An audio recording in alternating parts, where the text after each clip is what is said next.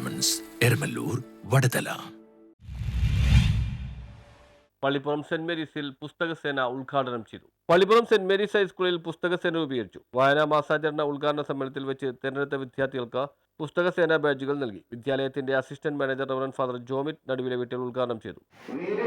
ഈ മണ്ണിനടിയിലായിരുന്നുകൊണ്ട് മണ്ണ് തിന്ന് ലവണാംശങ്ങൾ തിന്ന് ജലം വലിച്ചു കുടിച്ച് ഉണ്ടാക്കുന്നവയിൽ നിന്നാണ് ഈ വൃക്ഷങ്ങൾ, ശിഖിരങ്ങൾ അതിമനോഹരമായിട്ട് കായ്ഫലങ്ങളും എല്ലാം നൽകുന്നത്. സ്നേഹനിറഞ്ഞവരെ, ഇതിനെ വായനയോട് ഉപമിക്കാനായിട്ട് ഞാൻ ആഗ്രഹിക്കുകയാണ്. സ്നേഹനിറഞ്ഞ വിദ്യാർത്ഥി സുഹൃത്തുക്കളെ, ബാക്കിലിരിക്കുന്നവരൊന്ന് ശ്രദ്ധിക്കൂ.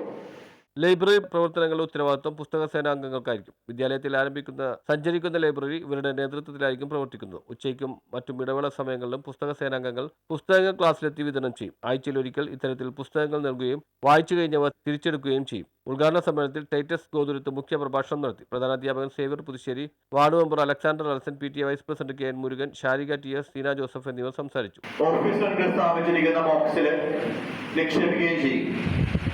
തിരഞ്ഞെടുക്കപ്പെടുന്ന അല്ലെങ്കിൽ ഏറ്റവും നല്ല ഉത്തരങ്ങൾ നൽകുന്ന കുട്ടികൾക്ക് സമ്മാനങ്ങൾ നൽകുന്നു.